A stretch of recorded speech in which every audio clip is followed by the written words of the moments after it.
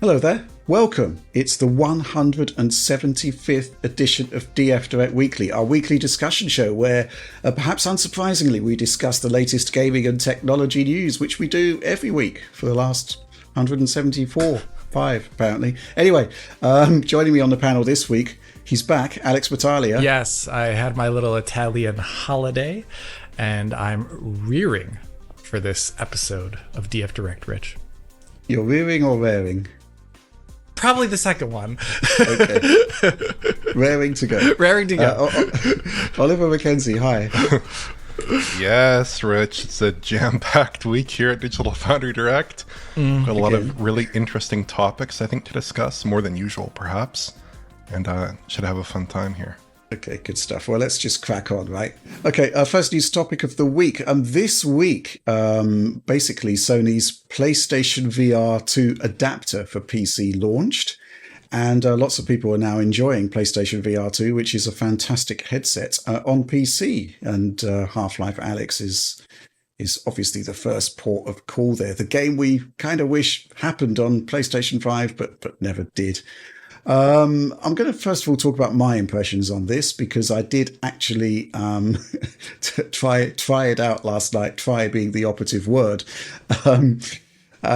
And yeah, a special bonus thing for Alan here from the DF Discord, who basically, since the PlayStation VR 2's launch, has been asking me if I've opened the box and taken it out and had a go on it. And the answer has been no until last night, because I wanted to check it out on PC. And, well, what can I say? First of all, I don't have the adapter, but it turns out you don't actually need the adapter if you have certain configurations of PC, and it comes down to the GPU. So if you go back to like RTX 2000, the Turing line of GPUs, they had USB-C virtual link ports on the back. And that port also appears on Radeon RX 6000 and 7000 GPUs. Now, weirdly, my PC errored out using a 2080 Ti with the PSVR 2. Couldn't even launch the PSVR 2 app, but I slotted in a 7900 XTX, and lo and behold, everything started to work. And, setup proceeded. I could pair the Bluetooth controllers. I got vision from the headset. Everything was happening. Loaded up Half-Life Alyx, and then suddenly my controller stopped working. And it turns out that this is an issue that's affected a lot of people. And I'm not going to say it's buried away on the Sony support page, but it does say that you need specific Bluetooth adapters. So I was speaking to Sean Hollister from The Verge. I didn't need to speak to Ian Higton from Eurogamer because he posted a 13-minute video, which is basically unbridled rage at not being able to get PSVR 2 working on PC. So it's not quite the launch we were hoping for, but it does seem that there are people out there that are happy. And what I will say is that what I did get running of Half-Life Alyx looks really, really good. Mm-hmm. You guys obviously haven't had any opportunity to try this, but I'm curious about your reactions to what you've seen happening out there. Alex, let's go with you first. Well, one thing I would say is that I would really like to see Sony get their first launch of something in a good state for once, because I'm thinking back at like the original Horizon port or like The Last of Us Part 1. Okay. And I just think they for some reason they don't stick the landing of their like first launch of something usually quite well.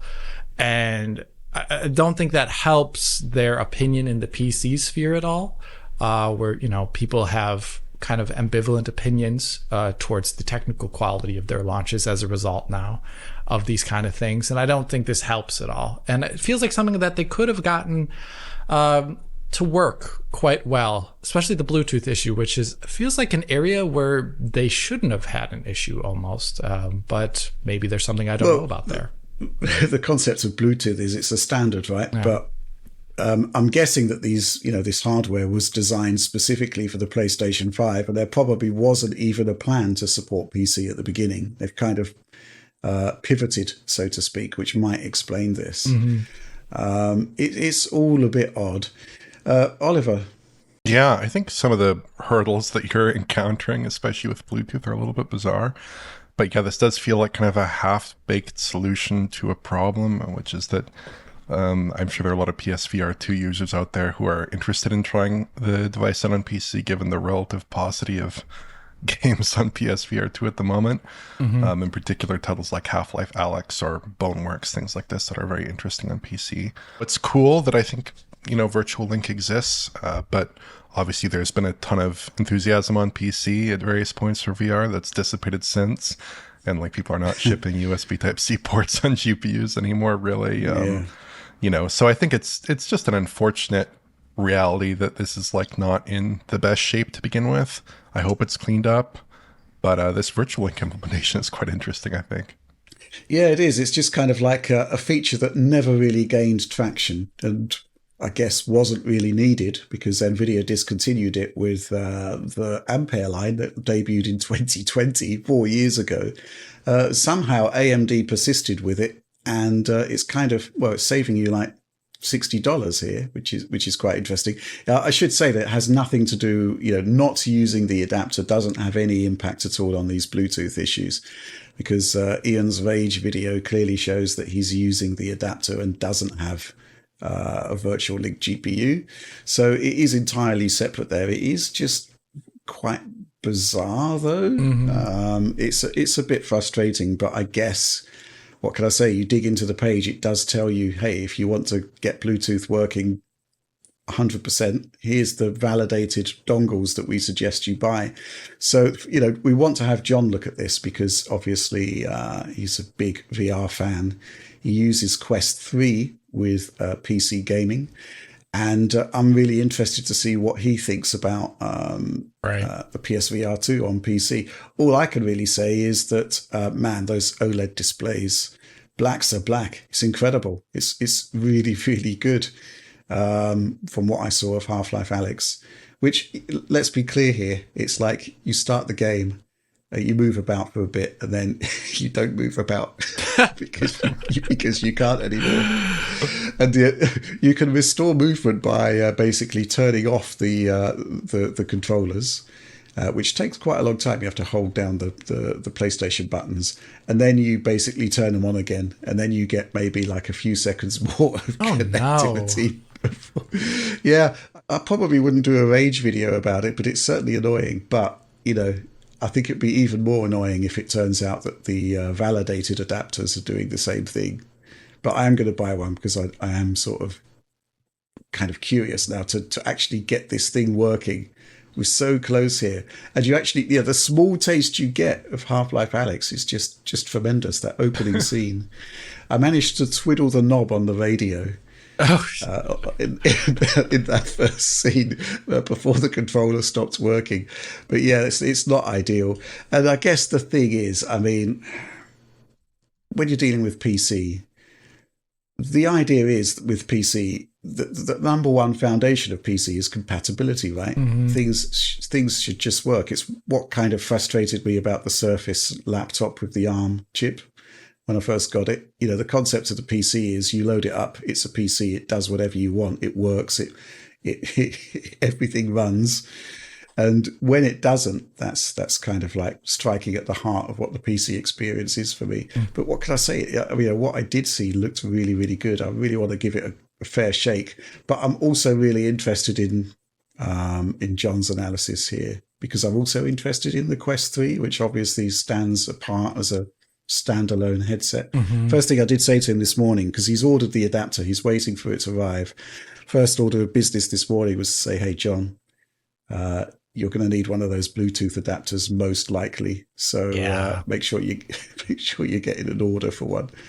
On a general level, Oliver, what do you think about this whole move from Sony to take PSVR 2 into the PC space?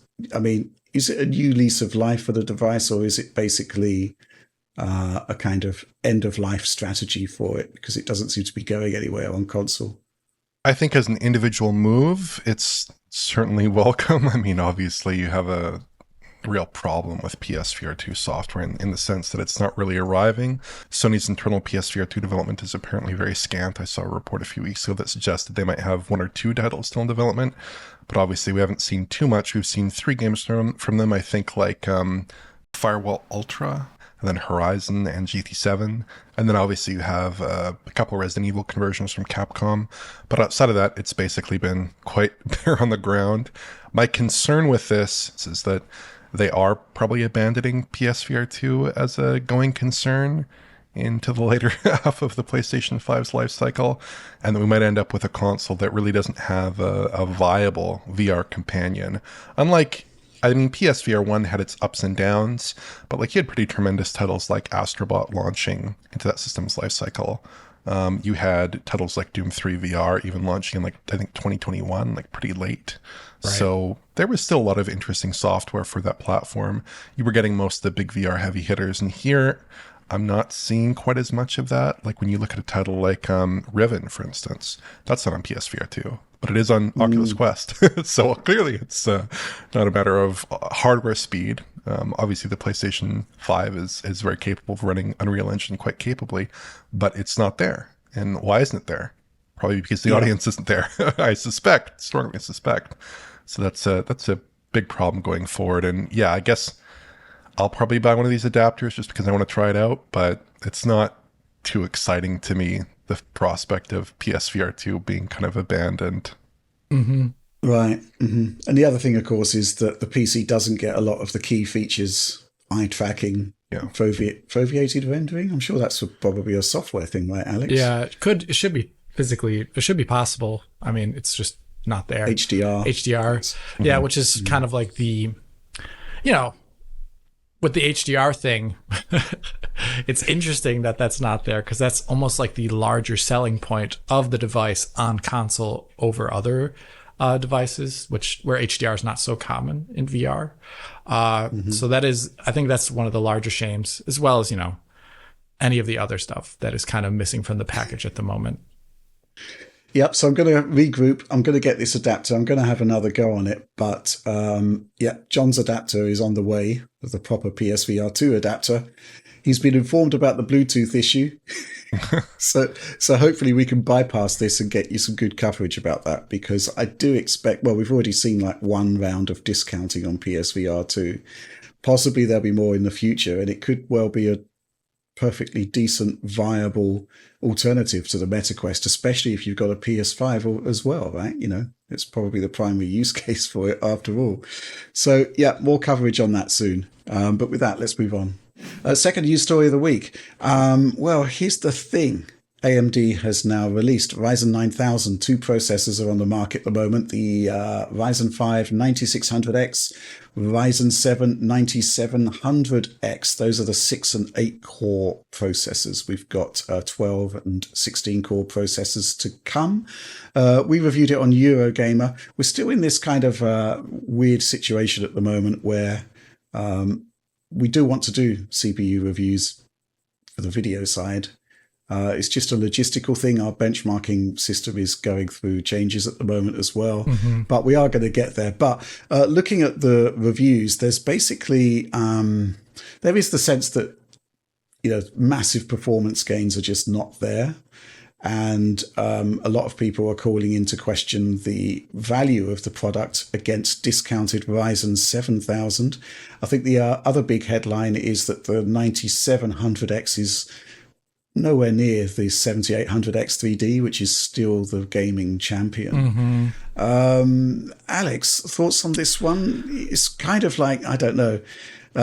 People were going into this almost expecting the worst. There's the Zen 5% meme, which is they're only expecting 5% gains, which kind of has sort of happened. Yeah, it's kind of there. I thought that was a really funny joke. But here I am slightly reminded of the previous non-3D launch as well too, where AMD having their previous 5800X 3D on the market at at great prices. I would say on an established line of boards where you didn't require an upgrade. Kind of made the upgrade path and or buying path for, I would say, most potential consumers that weren't switching from Intel confused and or not worth it. So here I see a similar case where unless you are really do not want to wait or spend the additional money to get the X3D part, I almost feel like you're fine sticking with your current platform if it is the previous generation. But if you're going back to the generation before that, the 5000 series, I feel like there is still like an upgrade path for you there, but it would require you getting a new board. And in that case, if you're going to be going to this new AM5 board already, why not the 7800 X3D? Unless really you just want the new board and the new potentials offered by greater PCIe 5 support, any of the other, I don't know, slightly nicer things that those boards offer. But really, I feel like it's not going to be convincing many users unless you're switching from Intel. And in that case, just get the X3D. I always wonder, though, what the purpose of these things are ever since X3D came out. Like the higher end, like this 9700, it really feels like the 7800, the 3D parts always eat their lunch. They drink their milkshake. Like there's almost no reason for these CPUs to be there. It's weird. They eat their lunch. They drink their milkshake. Yeah. They date your girlfriend. Yeah. I mean, the list goes on. Yeah. I'm looking at Will's benchmarks for the review he did for those parts, and there's a couple of takeaways. First of all, we've included there the Ryzen 5 3600X, which is essentially the 3600, which you use a lot in your PC reviews, Alex, and rightly so, because it's a classic processor that's sold like bajillions. I mean, you are looking at like, properly decent gains if you upgrade to basically anything, right? For this modern, but yeah, I'm looking at the 5800 X3D, which is a drop-in replacement for the 3600, and you're getting like 50% extra performance, and we've actually seen instances where it's doubled performance. I think going back to like The Last of Us Part 1, stuff like that. And yes, I mean, it's up there with the 7600X. And in turn, the 9600X is typically, 10, 15, maybe a bit higher % faster. So, I still think the 5800 X3D is just a fantastic processor. And there's not actually that much in the way of appreciable gains unless you go to the 7800 X3D. And it's leaving all of these chips, from a gaming perspective that is, in a bit of a no man's land. Oliver, I'm curious about your take on this whole thing, because the discourse has been quite alarmingly toxic in some cases. Yeah, I think overall it's probably not the upgrade that a lot of people were hoping for, because AMD was quoting like a 16% performance bump, I believe, based on their own benchmarks. And it's true that probably if you give it a lot of workloads that use AVX 512, the performance boost there can be massive, obviously, 30%, 40% I've seen. But in representative gaming and compute workloads, it's often like a single-digit %, sometimes low single digits, relative to the 7700X. Sometimes it's actually a performance regression in some games, which is bizarre. But it's consuming a lot less power, sometimes like 40% less power. It's quite something. The TDP is 65 watts. It's often consuming like 80 watts in intense workloads. It's quite impressive. But I did watch a video by the famous German overclocker Derbauer, where he basically ran through the usual sort of benchmarks, and the performance wasn't that impressive. But at the end of the video, he just did the simple thing of turning PBO on. And that seemed to buy him about an extra 20% of performance for about 100% more power, so doubling the power. In some heavily multi-threaded workloads like Cinebench R23, he was getting like 20% higher performance, which is something you can't do with a Ryzen 7700X. You won't get a performance boost to that degree. And that could indeed be compelling. Now, in games, that's not really applicable because you aren't really hitting the issue where you end up with multi-core clocks that are way lower than 5.4 gigahertz, I think is the maximum. You're getting like clocks in the 4.4, 4.5 gigahertz range only when you're really loading it down with really heavily multi-threaded workloads like Cinebench. To answer Alex's question, who's the market for this processor?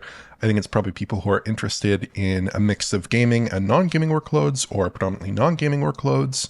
who don't see the value in the X3D processors, and indeed might see a performance regression because those processors are not historically clocked very high, right? So that might not be the best if you're doing video editing, for instance, or if you're doing general compute, it might not be so good for you. So I think that's probably the market for these processors, but for everyone else, I'd say, the 7800 X3D is a fantastic processor. I'm sure a hypothetical 9800 X3D will be a fantastic processor, even better. So I would definitely look at those processors above the non-X3D parts, because they do clown on them a bit, as you said. Like, do they mug you off? Yeah, we're just full of great phrases today. I'm looking at the flight simulator benchmarks that we all put together, and I find them hilarious because you've got fantastic CPU architectures. You put so much effort into like optimizing, improving performance from your CPU architecture. And I'm looking at this, and like the 5800 X3D is monstering basically everything up to the 14700K.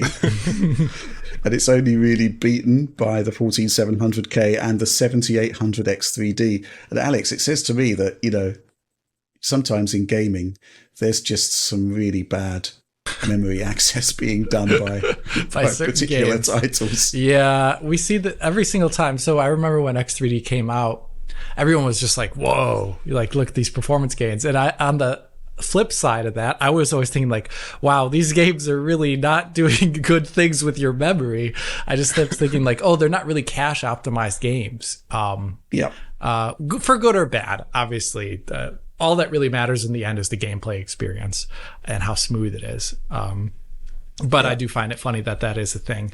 For me, I hope that PBO result does showcase that maybe there's some more extreme performance to be grabbed by different chips. I also think it makes me excited maybe for the X3D line that will be coming out in the future, that maybe it won't be as historically frequency capped.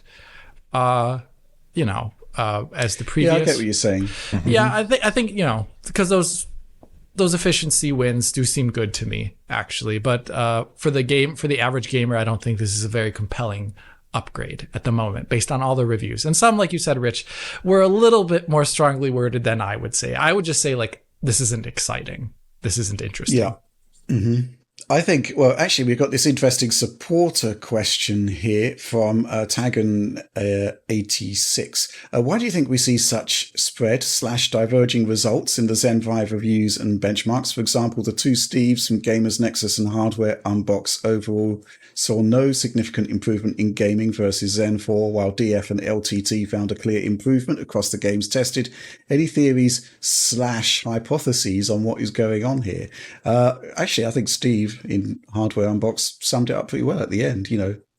Look at different reviews because we're all testing different things, especially in the CPU space where you've kind of got to come up with custom benchmarks for the most part, or specifically chosen inbuilt benchmarks that stress a particular part of the CPU architecture. Far Cry 6, for example, it's notoriously single-threaded. The Junior engine, it's not particularly well threaded, so we keep that in there for that purpose. Flight Simulator is just monstrous on the CPU. We actually have a benchmark now that just does a low run over New York City, which really does hammer the CPU hard.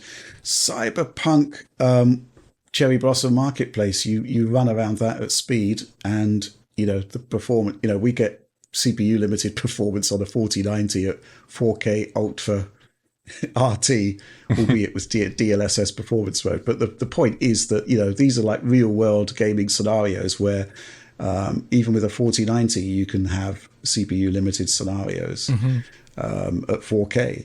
So everybody is testing different things, and you're going to be seeing different results. Now, this kind of takes me back to why I've not done a video CPU review for some time, because we're cherry picking individual parts of a particular game, but is it actually representative of your entire experience? We're sort of doing things at the moment like automating benchmarks to reduce the time going into that. But what I would really be curious to do at some point is just like choose a particular game that has issues Last of Us Part 1, for example, going back in the Right. day, and just do a complete run through of a few levels, and just test the CPU there against its closest competitor to see what happens there. 9700X versus 7700X could be quite interesting there. Give you like a more holistic view of what's happening there, because ultimately, when you're benchmarking, you are choosing a very specific area, and it can never be fully representative of the game. But we choose it because it's hammering the CPU effectively. It sort of manufactures sort of results that show under stress conditions what the differences are. But people choose different stress points, which is quite interesting. Any thoughts on that, Alex? Not really. I do like the idea, though, of us alongside a CPU review that is more automated and geared toward a general audience looking for buying. I also do like the idea that we have a more subjective, holistic take on CPU performance based upon gameplay experience. I think that would differentiate what we can do since we're showing video at the same time with a lot of these things. I think that would be a great thing we should do and could do. We just need to make sure that the benchmark stuff is first. We get that done. I think that one thing that is really tricky that I saw across like 3 or 4 or 5 reviews that I watched is that everyone was doing different things with not only memory, that's very typical, right? But also what's your point of reference? Like, are you testing a 1400K with an overclock? Are you running it with 400 watts of power going through it? Are you running your 7700X with PBO, which has an enormous impact on some applications, right? Some workloads has an enormous impact. What is your point of reference to the older AMD parts? Are you testing 5600s? Are you testing, 5700s? Are you testing the X3Ds? What are you testing? It does impact like the way that you're framing that processor. Like I think if you're looking at a 7700X with PBO on and you're doing some comparisons, I think if AMD had just spec'd it that way out of the box, there'd be a very different narrative coming out of those reviews, even though the actual hardware is maybe not so different. So I think there's always that issue as well, which does come up a bit. And I think it's a genuinely hard and interesting question as to exactly how you calibrate that. And in particular with the Intel side, because Intel's recommending now that you go to stock and there's some new microcode out there, which possibly lowers performance slightly. So like little things all along the way can impact your scores and exactly what is fair and what is not fair. I think that's a very interesting question. Yeah, in terms of the overall bump going from Ryzen 7000 to 9000, I think, basically 7000 transitioned from DDR4 to DDR5, which inherently gives you quite a decent performance bump. Right. You can see it when we benchmark 13900K, 14900K on DDR4 versus DDR5. So, if you have like a fairly average DDR4 kit and you get, an average, slightly above average DDR5 kit, that same processor can actually produce, something like 10, 15, sometimes even higher percentage point boosts in CPU performance, even though it's the same CPU running at the same clock speeds. So they don't have that bump this time, AMD. They've gone from DDR5 to DDR5. And in fact, they're recommending that you use the exact same RAM that 7000 was recommended with, which is, I think, DDR5 6000. We used CL30 there, CAS30. So that bump that they had moving just to a new platform with a different memory setup obviously isn't there, going from 7000 to 9000. This one's going to continue to rumble, I think, because we've got the 12 and 16 core parts to come, which I'm really looking forward to seeing.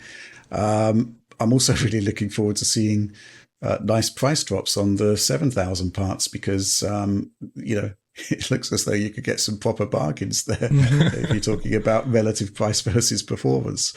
And obviously we've got Intel stuff happening soon. I should say that our review was, we're kind of migrating to automated benchmarks at the moment. So we didn't have all of the games we wanted to integrate. There's some ones missing there that we want to add. Starfield, obviously, Aquila, we've automated that now. We want to do Baldur's Gate 3, which is monstrously hard in Act 3, as we all know. And the Dragon's Dogma 2 City Run, which is, Ugly. interesting. Yeah. Anyway, yeah, so more to come on CPUs. Really looking forward to seeing what Intel's bringing to the party.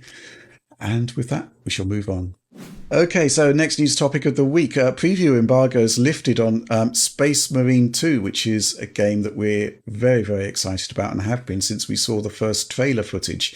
We did actually get given that preview code. We may well do a preview, bigger preview next week, but we've all had a chance to sample it. Mm-hmm. And Oliver, I'm going to go to you first on this because, man, this is a good-looking game, isn't it? Yeah, I think the game looks just terrific overall. The thing that really stands out to me, just immediately looking at the footage, is that the materials are just on another level, like the way that light interacts with the different surfaces, like the painted metal, the stone, the glossy metal, the matte metal, there's a lot of metal, the limited cloth elements and the wood. And the indirect lighting looks very good as well. It has a bit of a heavy look, a bit of a grounded look. It's not totally realistic, but I think it looks really good. I'm not totally sure what they're doing here in terms of tech. The PC specs don't require a GPU that's RT capable. And there are some screen space artifacts that I did see around areas where geometry intersects. It looks like SSAO to me. So I think maybe it's pre-computed GI plus SSAO, I believe, possibly. If you just want to pick apart the visual techniques, it does look like there's some screen space stuff. There's also SSR in these shots, very obviously, SSR in the water. The shadows, I think, are probably shadow maps. So I don't know that we're necessarily seeing like any real headline next-gen technologies. I'm not too familiar with the Swarm engine, which is the engine this game is running on. It's also powering the World War Z game, World War Z for the Americans, and the upcoming John Carpenter action game. I can't remember what the name is, but that was That's right. I forgot shown about off. That. Yeah. So I don't know, but like if I was just looking at this without knowing that information, I think I'd probably guess Unreal, which I looked back in 2021. Alex did say it was probably Unreal, which I think is fitting because the materials just look very Unreal-like to me. Alex, you've had a chance to play the preview code as well, right? Yeah, I played it on the high-end 7800X3D RTX 4090 PC that I have, and I just did it at 4K 60, 4K DLAA. Oh, wow. Yep, there is FSR2 and DLSS and TAA. And I do not know if you can turn them off. So if you don't like TAA, I'm not sure. Kind of bare bones menu. Otherwise, though, not too much. There is an SSR setting, Oliver, though, and an SSAO setting. And the lack of, makes sense. Like in the specs, like you said, I don't think there's any RT threaded through this game. I think for me, when I loaded it up, like one, I loved the material quality, like you were just describing there. Very good. Very consistent, super high resolution textures as well too on everything. It seems like it was authored with like a very consistent level of per pixel detail across the entire environment. So there wasn't like weirdly stretched textures anywhere. It seems all very tiled, but in a good way. And I thought that really impressed me. The other thing that I think separates it from a like last gen UE4 outing or something like that is just the sheer amount of stuff going on. Yes. Any one scene has hundreds of animating characters in it usually. And I'm not just talking about the enemies. There's a lot of allied, like Imperial Guardsmen walking around, or even like servitors. Like if you know anything about Warhammer 40K, it's like a lot of really cool details that are in universe, and they keep hundreds of them scattered across the screen, usually doing background stuff like fighting or milling about. And I really liked that. As someone who really loves 40K too, I think they immediately, at least in the demo mission they show off, it seems to be mid-campaign because it is contextless. You're just like, you're given Titus, the main character, and like his companions and his little squad, but they're already talking about things that are ongoing. There was no setup. So it seems to be mid-campaign. The one thing that I really liked is that they show just like how oppressively evil the people you are playing as are. Space Marines sound like they'd be heroic, and they are heroic in their own terms. But like as you're walking through the little area in the beginning, you can see like executions going on in the background of like people accused of cowardice by a commissar. They definitely know what they're showing, and they show it off very well. And I love the graphical quality of everything, and gameplay was super tight. It's a lot like the first game, but I would say, just like some more modern flourishes in there. So it is arcadey. You just like shoot stuff. And then when you don't want to shoot, you bring out a melee weapon and start slashing. And there's a dodge and there's a parry, and there's things you can't dodge and certain things you can dodge as well.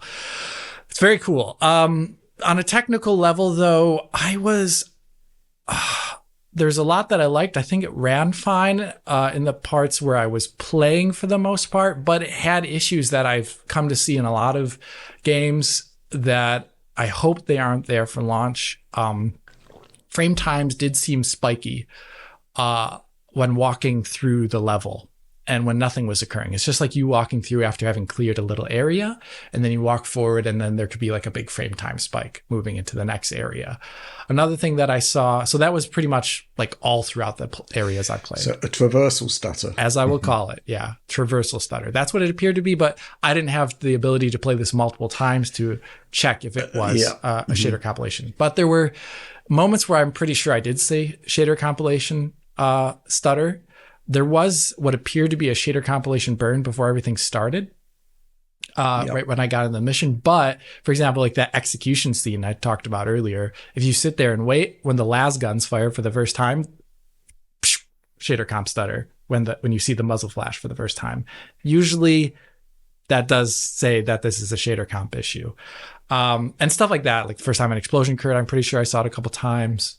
They're just things that where it didn't feel like the frame rate was 4K 60, and it seemed to be achieving that on a CPU and GPU perspective, even at 4K native, but it seems like the frame times weren't great. And I hope that isn't there in the launch. Maybe this has to do with the fact that it was a demo, or, you know, a demo of just a select mission of the single player campaign. I did not play the multiplayer stuff, but that was more concerning. And I hope that it isn't there for launch. Otherwise, we aren't talking about the things the game does really well in regards to this PC port, but we're instead talking about, you know, this. And I don't want to oversight. I don't want to be talking about that. I'd rather be talking about positive things. Yeah, I see what you're saying, Alex. On the one hand, this is unfinished beta code. On the other hand, if we highlight the issue now and say it's a problem, then hopefully it will be addressed by the time we actually come around to reviewing it. Which is, you know, basically what I would describe as positive, positive / constructive feedback to actually improve the flow of the game. I played it. I loved it. I thought it was really, really impressive. But yes, I mean, I noticed those hitches as well. Mm-hmm. Yeah. It makes me curious too about the console versions. Because there's a lot going on here. Yeah, I'm curious. I assume it's going to target 60 on console as well, which would be impressive, actually, given what I'm seeing. It just looks impressive. Sure. But I'm curious about all those other things, like the frame time issues I mentioned, as well as the potential resolution, because it's unoptimized, not complete code, but, you know, it's like it's demanding. It was demanding, to say the least. Yeah, that's a good way to put it. We were provided with some footage that I did look through in quite some detail here. And I don't know if that's console footage. It could be console footage. It's running at 1080p. Internally, I counted the number of shots that'll come up to 1080p. Looks like it's being upscaled to maybe 1440p, just judging by eye. It kind of looks like it's maybe in that range, possibly. But in terms of performance, there were a lot of issues with that code that I think are more severe than what you're noting on PC. And there's some issues with like the animations, like at 114 in the footage, the guy who's swinging his sword and executing this guy, or calling on the execution for the las guns to fire. That's running at like 20 FPS, 20 hertz, his little animation there, like it's not being interpolated correctly. And then at like 221 in that footage, there's an alien that's like he's animating on every frame, but he's only moving forward on some frames. It looks very bizarre. So there are all kinds of issues like that. Plus the general performance level, I didn't put it through our tools, but subjectively by eye, it's often in the 40s. It looks like it's not running too well. Oh, wow. So yeah, I'm thinking that maybe that is representative possibly of the console experience. You do have the Xbox button icons, which don't really, could indicate PC, could indicate consoles. We don't really know. Yeah. But yeah, I would say that judging from that footage and judging from your impressions of the PC code, performance could be a major concern, especially when it comes to those stutters, because like you always say, there's no real way to get past those. Ultimately, with modern technology, you're just not going to power past those. So I'd hope on consoles, it's a better experience than what we're seeing here. I'd certainly hope for a 30 FPS mode, if nothing else. At least there's great motion blur. There's fantastic motion blur. But what I would say about this game is, like you said, Alex, the scale is quite extraordinary for a game of this visual scope. It reminds me a lot of kind of more swarm-based games, like almost like Exoprimal last year. Maybe not quite as big as that, but like it's doing really big things in terms of the number of enemies, in terms of the amount of variety and the crazy environments and all this stuff. That's certainly on another level. We need to take a closer look at this, but demanding game. I'm just really curious to see how those console versions are going to check out. And it does look as though on PC, though, based on what we're playing on the preview code, there is at least the opportunity to power past most of the issues, apart from the various little bits of hitching we saw. But I'm still hugely excited about this. You play it. I'm not sure you can really see it in this campaign footage that we were given, or certainly to the extent of how we experienced it on high-end PC. But it's just like, it's packed. It's packed with detail everywhere. It's almost overwhelming, in fact. It's just astonishing. So really looking forward to seeing the final thing. Okay, let's move on. Next news story, I think Oliver's added this one to the docket. And I'm just going to read out what's written here. Half-Life 3 in capitals, confirmed, triple question marks, and it looks like a quadruple exclamation point there. Oliver, you said before that you were going to give us a preview of what you're talking about, and I said, no, save it for the actual. So hit us with it. Is it coming? Is it happening? What evidence do you have for these ludicrous claims? Yes, well, I'll walk you through it. So the new information here is pretty scant, but I think when you combine it all together, that's a good start. When you combine it all together, you get a much bigger narrative, So basically, there's an actress called Natasha Chandel, and she posted on her website that she was working on a game. Like she had her like IMDb little listing there with the games and things that she was working on. And that she was providing voice acting for a game called Project White Sands at Valve Corporation. So that is presumably, it's a project. It's an unannounced title. That's a code name. So that might not sound that significant. But White Sands is the name of a national park and military testing range in the United States in New Mexico, which is where Black Mesa is located. So that's a gigantic hint, and I think you can probably reasonably guess that the game is Half-Life related. It also has a sort of neat thematic fit with Black Mesa, because, you got Black Mesa, then you got White Sands, black and white, you're mixing the colors there. And then also a mesa is a flat mountain, often made out of sandstone, so you got the stand there. Maybe I'm extrapolating too much, but, it's not that crazy, I don't think, to think that the two are linked. Also, you have that dual military and natural theme with the White Sands Park, because it has military purpose as well. They do military testing there. They do missile testing. Indeed, I looked up online, and the National Park Service warns that the park is sometimes closed for missile testing. So you have that kind of dual military and natural thing that you got going on with Black Mesa as well. I think it's a very clever kind of mix there, if they are going for that. Indeed, I'm kind of hypothesizing here. But the other code names that Valve has used for their other titles are often not remotely related to what the projects end up shipping, like Hot Dog for Deadlocked and Jamiroquai for Half-Life Alyx. Oh my so the God. fact that this does appear to be so closely linked to that IP does certainly suggest something. The other part of this is that there have been various additions to Source 2 that people have data mined that mention things like HEV suits, Zen, and manhacks, and they have been receiving updates.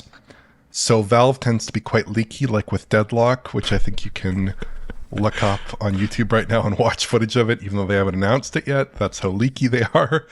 And the other detail that I think is pertinent to this is that Valve has a few internal development teams, and the team that was working on Half-Life Alyx has not announced a new project. Plus, Valve has technology in Source 2 that could be used for a new Half-Life game creditably and could produce, I think, creditable visuals that would meet player expectations. So I think when you combine it all together, the code name and its significance, the fact that the actors scrubbed the reference from their website after it was published, the fact that there have been source engine updates that are specifying objects with Half-Life related code names, and the fact that Half-Life Alyx developers haven't been attached to a new project, I think that indicates one of two likely possibilities, right? The first is a Half-Life spin-off game, like Half-Life Alyx, and the second is possibly Half-Life 3 or a project equivalent to Half-Life 3 that would continue the story, presumably, of the Half-Life games. I think those are two likely possibilities when you tie it all together. I think the fact that they are calling it Project White Sands is a hell of a thing if that's a coincidence. I mean, they're obviously codenaming it with some intention to draw a very strong reference to Half-Life, its geography, its setting, Black Mesa. So that's basically the conspiracy all sketched out. But I think that it really does seem like they are working on something Half-Life related at the very least, and that isn't a huge surprise given that Half-Life Alyx came out, a few years ago, 4 years ago now. Oh my god! But it could very well be a successor project or something that continues the narrative. There is a third possibility there, Oliver. It's just that just Gabe is toying with us, outsmarting us every step of the way as only the master can. Yeah. But yes, there does seem to be something afoot. Alex, what is your reaction to this series of evidence? I think it actually sounds super credible to me. And I don't know about the past of Half-Life and kind of Valve's production of games, but getting at least voice acting done implies to me some, like, at least large parts of the story have already been completed and they feel they're locked for game. That's very encouraging to me, actually. And also the amount of time between now and Half-Life Alyx. I also think technologically we've really advanced so far since Half-Life 2 Episode 2 that we could really see something fantastic here. And there are not a lot of dedicated single-player FPS games anymore that are not Call of Duty. Or multiplayer. A multiplayer focused only. So I think the environment is just there to make a really awesome single-player campaign. Half-Life Alyx showed they can still do it to a similar, if not higher level of quality than Half-Life 2. So bring it on. That's what I say. Mm-hmm. Yeah. I think the problem that they've got, that, when you've got a franchise of that majesty is, well, when you go back to Half-Life 2, it was still during the era where the kind of fundamentals of the first-person shooter were being established. And it was, I would say, relatively easier to produce a genuinely game-changing experience. Mm-hmm. Now, decades on, I mean, we're going to be getting, I think it's the 20th anniversary, 30th anniversary of, it's the 20th anniversary of Half-Life 2 in November this year. Correct. Mm-hmm. So, the ability to produce something completely game-changing is actually a lot more difficult. And if you're doing Half-Life, that's what you want, right? And I'd argue that when they did Half-Life Alyx, that was actually a pretty smart move to actually sort of sidestep that particular challenge and just go for VR and do something that had never been seen in VR before, which, paid off for them, I think. So as to what they're going to be doing here, no idea, but can't wait to see what they're doing. Surely they're doing something, you'd think. But then again, we've been saying that for the last decade at least. Right. Well, I think this is, to me, I've been following this for a little bit, and to me, this is the most, credible leak of something that could be in the future, because we've seen leaks that say, hey, in 2013 they were working on a Half-Life 3 game and they canned it, which apparently did happen, right? And they've been working on this at various points and they can it. Apparently at one point they were working on a Half-Life 3 concept that involved procedurally generated levels and kind of endless gameplay loops and things like this. No, please no. Yeah, personally I would hope that this is like a very handcrafted single-player adventure. Again, speculating that it could be Half-Life 3 or another single-player Half-Life project of some significance. I would hope that it is a handcrafted adventure that is basically a linear shooter. I would hope that it is a bit more conventional, even if they throw in a lot of new gameplay elements like Half-Life 2 did, for instance. Because it seems like Valve tends to not have too much interest in making flat screen oriented single player experiences. If you look at their library in recent years, there really aren't many of those, if any at all, because like the games they are developing and they are putting a lot of resources into are live service oriented, like Dota, Artifact, that card game that got canned a few years ago. Right. Counter-Strike 2, and now presumably this game, Deadlocked. So I would hope that this is a more limited title with respect to some of like the kinds of ideas that Valve tends to throw around, because they don't tend to be committed, at least in recent years, to these kinds of games, but I know they could make a really good one, and judging from Half-Life Alyx, you know, they have a lot of fuel in the single-player tank, so I hope they can produce something that's interesting. Again, if this is a single-player Half-Life project, which I'm kind of assuming at this point that it probably is, I have to say. You'd hope. Yeah. Mm-hmm. There's a lot of hoping going on here. Maybe too much. Well, what can I say? I don't know how to finish this particular segment because, man, we just want this to happen so much. I guess I'll just leave it there. Let's move on. Okay, so it's been known for some time that Respawn Entertainment is producing a last generation version of Star Wars Jedi Survivor. And this is, I'd say, you know, definitely a game that was architected for the current generation of consoles. And yet, last gen is happening. We've now got a release date somewhere in September, I think. And we've got some screenshots. And we have a promise, seemingly, from certainly within a Eurogamer news story here, that the PC version of Jedi Survivor, which we've long had issues with, it's almost like our sort of arch nemesis at this point, it's receiving a performance upgrade. Oliver, I'm going to come to you first on this one. What do you make of this? There's actual media we can look at, right? And come to some conclusions about what they're doing. Mm-hmm. Yeah, so initially my thought was, without even looking at the screenshots, this could be an issue. Classic, not looking at the information. But it could be a situation like Callisto, where basically you've built a game intended for machines with 16 gigs of RAM, a fast CPU, a fast GPU. You're going to have a lot of trouble with that artwork in particular fitting into a system with only 8 gigs of RAM, because you have all this texture variety, and the kind of calibration of the variety and the texture resolution has been set to a certain standard, and obviously with a machine with much less RAM, that standard is going to be compromised. We see it all the time with switch ports, right? You're dealing with half the RAM. As the more powerful systems, you end up with a lot of trouble for your art assets, and things just look really messy. And in this case, you'd have trouble because you don't have an SSD, you don't have fast CPUs, etc., lots of problems. And Jedi Survivor has its own particular issues with traversal stutter that I'm sure Alex will talk about, and very many technical problems. So that was my kind of thinking. And then there were some screenshot comparisons that people did put together. Now, I don't know what console these Jedi Survivor shots are coming from.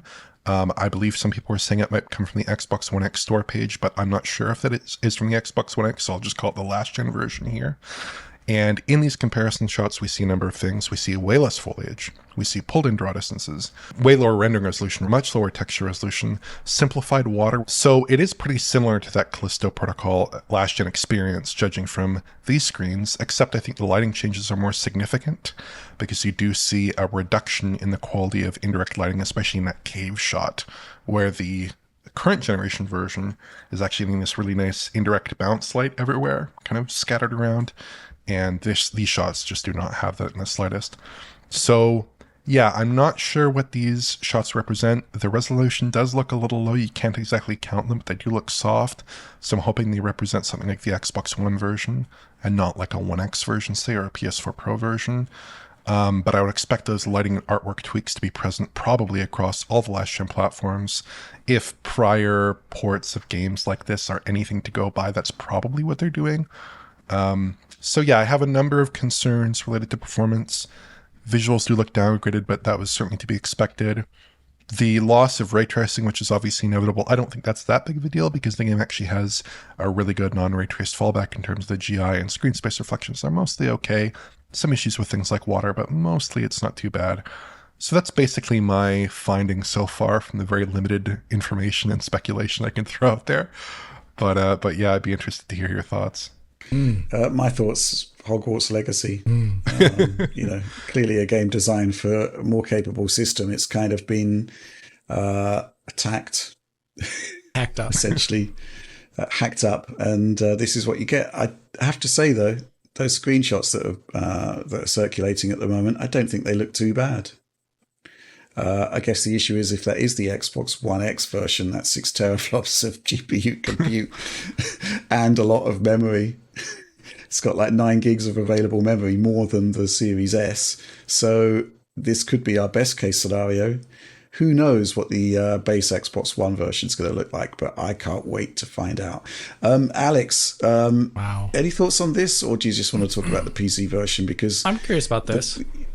Go on then. I'm curious about this because I'd say the 60 FPS mode of Jedi Survivor shows to me that there's compromises that have to be done to maintain that level of CPU performance required to get somewhere near 60 FPS on Series X and PlayStation 5. And the game was just heavily single-threaded with problems on PC and the consoles as well there too.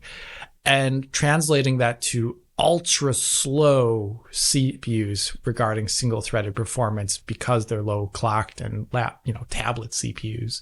Like, what else did they have to do here to get it running better beyond just turning down things like draw distance and the amount of maybe unique objects on screen as a result of clips to LOD? I'm curious what else there was done, because I think that opens up the opportunity for at least in the Eurogamer article, promised PC patch, that it could actually do something more than just little things. Because I think to have gotten this running on previous gen CPUs at anywhere near a real 30, they had to do some work on how things are done. A really good example of that is in the any single time you bring up the map in the game in your ship, and or when they show holograms on PC, when that happens, and it does happen on console too, whenever that happens, the performance on CPU, I think it goes down by something to 1/4 of what it was before. In terms of being CPU limited. So that was an area where I could still consistently get the game to run at 30 FPS on a 7800X 3D. Just because it's CPU limited when that happens. It's 30 or 40. And that kind of a thing, you can't have that section when the rest of the game's CPU performance is around 30 FPS, good enough for 30 FPS. You can't have those scenes running at 10 FPS or something like that on a Xbox One or One X, even for that matter. You couldn't have that. It would just not look right, and I don't think anyone would take this seriously. So I think they maybe will have done CPU related work that is just about how the engine prepares things. And I hope that translates over to the PC version. But I also don't have much confidence in them doing anything good, because they released the game under the pretense that they shipped it early. It was so good they could ship it early. But it's nah, it came out as an EA game, not Electronic Arts, but as an early access game on, I think, the variety of systems it launched. Yeah. And that was a zinger, Alex. Yeah, thank you. But I think in that case, it's an EA game. I think in that case, they, I'm happy they're doing this, but I want to see what it actually is before I get any sense of, excitement about it. Yeah. This is the issue, Alex, is that, you charted Jedi Survivor across several patches, and each patch gave iterative improvements to overall performance, but didn't actually address the fundamental problems. Right. And, I think it's perfectly within your expectation level to say, actually, I'm not really expecting much from this at all. It's, been there, done that, got the t-shirt or whatever it is that Jedis wear. Robes? Yeah. Yes, got my Jedi got robes. the robes. Got the Jedi robes. I'd also really worry about just certain areas like Coruscant. There are some areas of the game that are really pushing it. Other areas that are a little lighter. Maybe we'll run a little bit better. But like you said, Alex, these are Jaguar CPUs at 1.6, 1.75 gigahertz at the low end. So PS4. I'm not expecting miracles. Yeah, I'm not expecting miracles. Certainly not. It'll be interesting to see how close they do get to presumably a 30 FPS target there. But I'm also kind of just wondering, taking a step back, wondering exactly what the market is for this game. because we're nearly 4 years into the console generation. The PS5 has sold, according to Sony's recent financials, 61 million units, I believe. And I know that there are a ton of PS4s out there. That's obvious. But from what I can see, people are mostly watching Netflix, playing Fortnite, playing Warzone. Are they really buying a lot of new games in those consoles? I really question it, especially when you look at some of the sales figures for various games that have broken down the percentage sold on different platforms. Those last-gen consoles are not selling a huge proportion of titles. And this isn't like, for instance, Sony launching a great version of God of War Ragnarok on PS4 and PS5. This is more along the lines of Callisto Protocol. So there's going to be bad word of mouth. The reviews are going to be bad. I mean, presuming that it is a problem. Certainly what we say, we'll be able to point out those issues, and maybe that will permeate into the broader gaming landscape, because people do pay attention to critical reviews and things like that. So I do wonder exactly what the utility is of launching this game over a year after it launched on the other consoles, 4 years into a console generation that is, you know, by a lot of measures, going along pretty well in terms of overall sales volume, at least of the PlayStation 5 and getting units out there. So I do wonder what the utility is of shipping this particular game. It's a huge game, but I really do wonder, especially if it's going to be a very compromised experience. I also wonder whether these performance improvements to the PC version will roll into current gen consoles as well. I was looking at the Eurogamer news story for this because it does seem to have details that I haven't seen elsewhere. I'm just going to quote this for my own amusement and for conversational purposes. Star Wars Jedi Survivor will cost £44.99, $49.99 USD, and feature quote-unquote, a variety of optimizations aimed at maximizing the hardware capabilities of the consoles. When it launches for PS4 and Xbox One on 17th of September, pre-orders will receive the Hermit cosmetic kit, which makes it day one for me. It's dressing like a hermit myself. Anyway, inspired by Obi-Wan Kenobi, Hermit lightsaber set and combustion blaster set. This is the bit that I liked. Additionally, EA says the PC version, which Digital Foundry called the worst PC port of 2023, I think specifically the worst AAA PC port of 2023. Anyway, we'll be receiving an update, quote unquote, in the coming weeks. This promises, quote unquote, enhancements to the game's technical performance controls and more, as well as various quality of life improvements.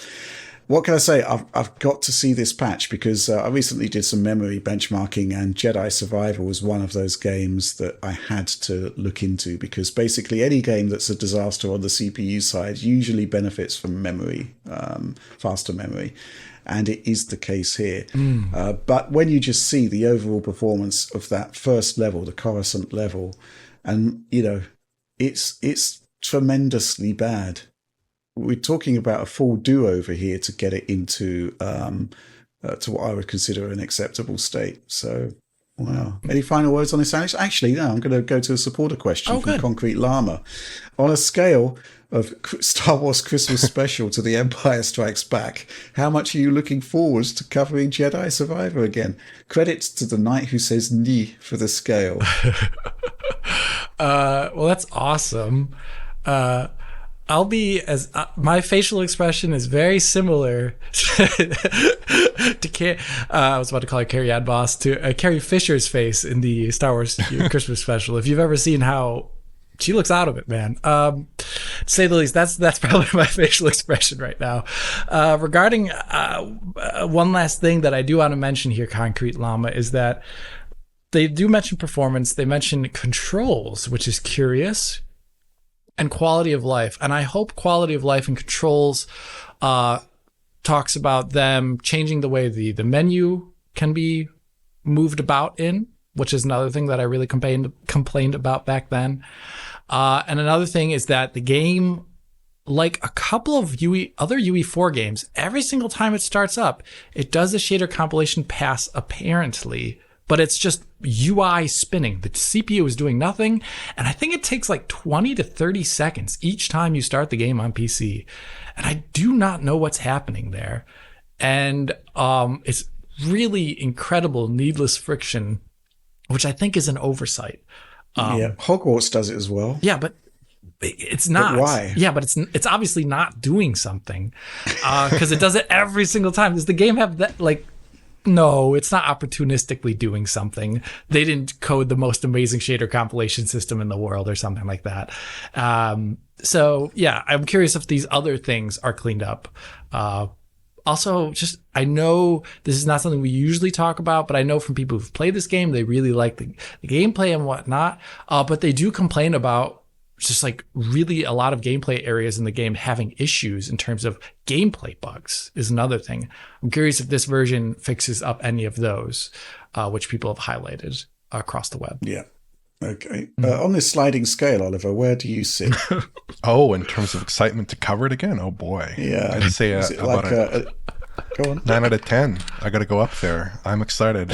I'm not as... Is this kind of like... A New Hope? Star Wars, please. Mm-hmm.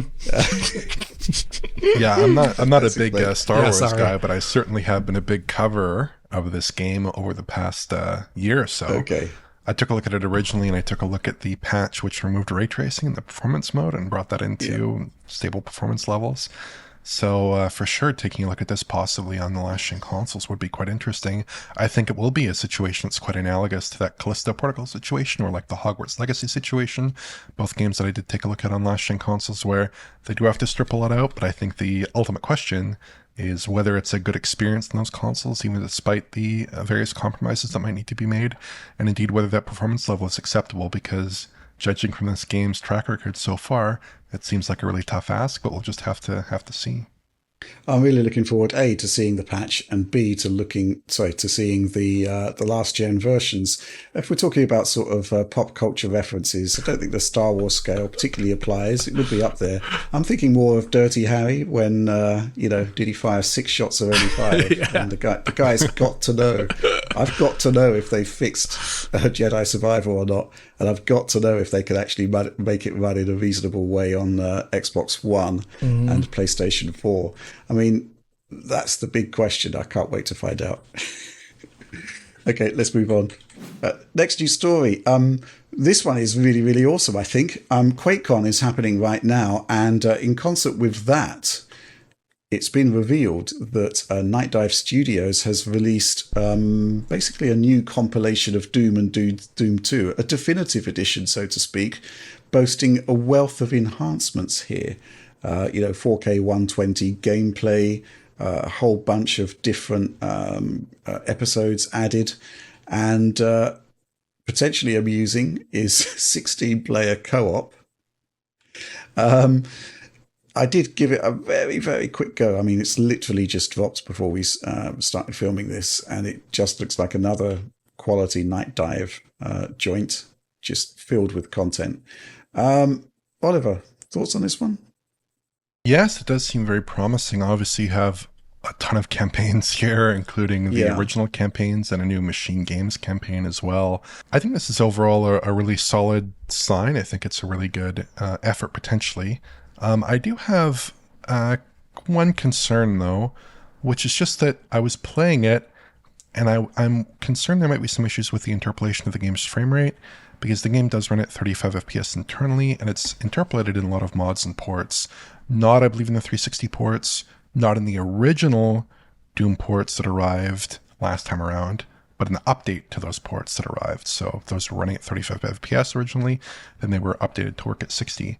But there do seem to be possibly some frame rate interpolation issues here, I believe, just because of the way that the camera seems to be updating when you pan it with an analog stick moving slowly. You do see some differences in the frame travel from frame to frame there that I'm not quite seeing on the Doom port on Nintendo Switch, for instance. I am concerned there might be some issues there with interpolation. Hopefully that can be addressed, if so. Mm-hmm. Mm-hmm. Yeah, I mean, for me, following up on Oliver there, that's one thing. Doom should be one of the smoothest feeling games of all time, next to Quake. Those are just very smooth running games, and especially because like all the animation in Doom from the first person's perspective, other than the gun, you're just like a dart moving through the level. You're super fast. So I hope that is cleaned up if that is the case. And I'd be curious what is causing it, because as far as I know in the past, when Nightdive has done interpolation in most games, especially Doom engine based ones, it's been smooth. So I'd be curious about that. Mm-hmm. Nothing beyond that. I mean, I've been playing Doom for 30 years now. It's got ported again, but on PC, it's just like free these days. What can I say? Yeah, I mean, it's pretty cheap as well. I think it's like $10 for Doom 2, and all of the other stuff, including it's got John Romero's unofficial 5th episode, Sigil, which nice thing to have, right? I think we might have to do a DF supporter co-op playthrough with 16 players, because I've kind of got to see that. I don't understand how you can balance that to be it's not balanced. It's awful. One very positive thing that I did like, just browsing through the Switch eShop, I thought I might have to plunk down a few dollars for this one, but it turns out that if you have the original version of Doom and possibly maybe Doom 2 as well, I don't know what the specification is there, they offer you this one for free. So it replaces the Game Pass version. You get it on Game Pass, obviously, it being Microsoft owned, but it also seems, I presume, probably this is true on other platforms as well, that if you do own those recent ports of Doom and Doom 2, you get this one for free, and it has more content, has a nicer menu, has both games included in the same application. It's got some definite bonuses, and it has, I saw, multi-threaded rendering on PC, support for higher resolutions. Even on Switch, it's perceptibly higher resolution. I didn't count it exactly. It looks like it might be native res there. Whereas the last ports were visibly a little chunky on those platforms. Reasonably good looking, but a little bit chunky. So that's certainly a positive development for these ports. Yeah, it'd be nice to have a definitive edition that is actually definitive. So I'm really looking forward to checking this out in a bit more depth. But with that, let's move on. Interesting thing that's emerged, a new NVIDIA Game Ready driver version 560.81 includes settings profiles for a few games, and it also includes a profile for Final Fantasy 16 and a Final Fantasy 16 demo. And those profiles are in there, but they're not mentioned in the official driver release notes, probably because, we've got no actual official news yet that Final Fantasy 16 is happening anytime soon for PC. We suspect it will do, of course, but it looks as though this might be happening sooner than we think, particularly as there's news that the game's producer, Naoki Yoshida, is set to attend Gamescom. So we can wind him up and let him go, but Oliver, you can talk about Final Fantasy 16 all day, right? I could. I'm really interested to see how this turns out, because Square Enix has an interesting history with these Final Fantasy games on PC. Final Fantasy VII Remake was not so good on PC. I took a look at that one back in the day. Final Fantasy 15, though, did have a pretty interesting PC port with lots of stuff in there. I think there was various NVIDIA features in there, including DLSS 1.0. If you can believe that. I think it might have been the first game with 1.0 in there. Very impressive. Yeah. So I'm hoping they will put a lot of time into the game's PC version, that it will be a high quality port. Obviously, the fact they didn't launch day and date, indeed they're launching over a year after the original game's release. Hopefully that indicates that it will be a high quality port. I think that there maybe could be one or two new visual features in here. I don't think it'd be super likely, but like the only thing that really bothers me in Final Fantasy 16 is the SSR, in terms of just things that could be cleaned up. Obviously, it'd be great to see ray traced reflections. I think that's probably hoping a little bit too much, but I think just running this game at high resolutions at 60 FPS could be really good. Higher frame rates than that, obviously, as well. Final Fantasy 16 had some really excellent looking environments, great big lighting, a novel and very impressive shadow solution. Super fun, super dynamic combat sequences with really great animation. It's not just like those older Final Fantasy games where you'd see great action in the CGI cutscenes. Here it's in gameplay and these interactive sequences, which is really quite fun. There is some inconsistency to it with the cutscenes, and some areas not getting quite the same level of polish. But overall, I think it's a really satisfying looking game and one of my favorite looking games this gen. So on PC, I think they could really stretch it in terms of image quality. They could stretch it in terms of performance. I don't really think it needs that much in terms of visual features. I think we could probably bump up all the usual settings we tend to see bumped up on PC. But as long as it's in that form and running pretty well on PC, I think that might be a win. Yeah, Alex, what do you make of this? I mean, from my perspective, the performance mode that was there on the PlayStation 5 wasn't particularly impressive. So this is like kind of like the obvious improvement. But where do you go beyond that? Not having, I would like to see DLSS and FSR 3.1 in there. I would also like to see frame gen in there, because I think the original game was like TAA plus which really looked like FSR 1.0 with dynamic res scaling. I'd be curious if they keep the dynamic resolution scaling in the PC version. Square Enix can surprise with regards to these kind of things. And I especially think, and I hope, that since this is not an Unreal Engine game like a remake is, that it doesn't suffer from Unreal Engine issues. I don't think it will, but I hope that there is good shader compilation done that doesn't miss anything, as well as just moving across the terrain in the game. It is more a linear fare here, but still that doesn't prevent a game from having these issues, as we've seen so many times over now. So I'm hoping that those things are cleaned up. I also hope, like Oliver, that they team up maybe like they did last time around with their last non-Unreal Engine release on PC, like they did for Final Fantasy 15, where it's an NVIDIA link up there. I think they've shown that it isn't called Crystal Tools. What is the name of this engine? It's the Final Fantasy 14 engine massively retooled, isn't it? I think it is split off from Crystal Tools. Okay, but it's they've shown in the background that they can do a lot here beyond what they always ship with, and that's the thing I would like to see on some level. I think ray traced reflections is a great way to go there to clean up the issues with water in the game primarily. I think that'd be a great way. I think shadows already look good. The game doesn't have moving time of day, so it doesn't really need much there in terms of lighting, other than to make dynamic objects look better, but that is neither here nor there. I think really that would be a great way to spice it up. And yeah, that's it. Also a good settings menu, which we have yet to see Square do in a while. So yeah, once again, I'd just like to see those things. Yeah, I mean, going back to Final Fantasy 15, they did kind of cram in the NVIDIA technologies to the point where it was sort of stuff that you shouldn't have gone in there, really. I mean, hair works, not great. Yeah. I forgot about that. But, NVIDIA's kind of pulled back from doing this kind of sort of stuff that doesn't really land particularly well. They're focusing mostly on the machine learning stuff now, which is probably the way forward. Or RT. And, and other stuff that they're doing, they tend to be open sourcing, I think. Certainly on their ray tracing research. So hopefully it will just be good stuff, assuming it is an NVIDIA tie-in. I mean, literally the only evidence we've got is this profile within a driver, which doesn't really tell us anything except it's possibly coming soon.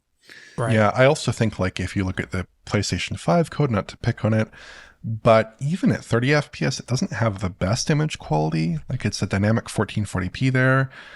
They have TA that's not doing a great job with foliage, not doing a great job with like hair and fur rendering, not doing a great job with foreground elements and shots with lots of depth of field. There's some obvious issues there. That could certainly be improved with DLSS or XeSS, say. Also, some of the overview shots of certain locations and cutscenes I noticed, like towns, don't have any AA treatment at all for some reason. That's true. I forgot that. Wow. Yeah, PC might be able to fix some of that stuff. And it's especially important because in Final Fantasy 16, there's a huge volume of real-time cinematic content, and there's virtually no CG. Like, there are a handful of sequences that are pre-rendered that appear to be made using game assets in the game engine. So this is a game that does depend on those sequences. And when you do notice these little problems in the anti-aliasing there, it's not like the end of the world, but certainly it would be nice to see those cleaned up and properly pristine and properly presented with the kind of image quality you'd expect from CG, because in a lot of other respects, it is coming close to some of those early high watermarks in Final Fantasy media-related CG. Mm-hmm. So seeing that image quality cleaned up perfectly would be a fantastic thing to see. Mm-hmm. Yeah. Well, hopefully we'll see something soon, but a demo is certainly very welcome as well, because we don't actually see them that much anymore. Right. That'd be great. Anyway, with that, let's move on to our final news story. This one's very, very sad, as it is with any kind of shutdown / studio closure. Obviously, we're in a really difficult time for the games business at the moment. It's affecting everyone. And the casualty this week, surprisingly, one might add, is that Meta decided to close down Ready at Dawn.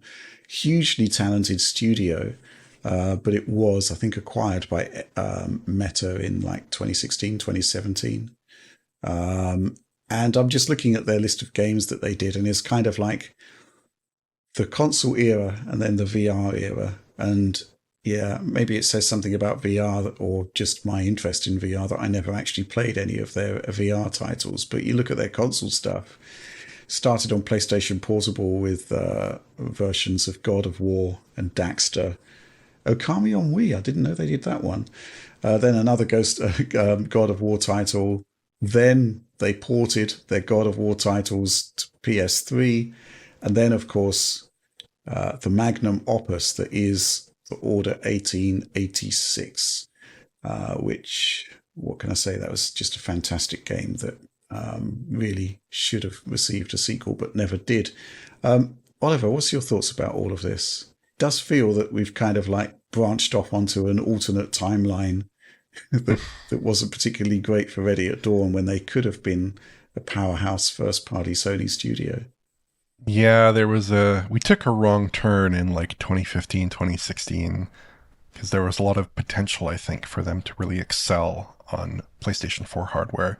Then PlayStation 5 hardware release the Order 1887, as it were, a sequel to the Order 1886, and continue to iterate on that title because, man, that's like one of the absolute best looking titles on last generation consoles. It has probably the best PBR materials in a game up to that point. It just looked incredible.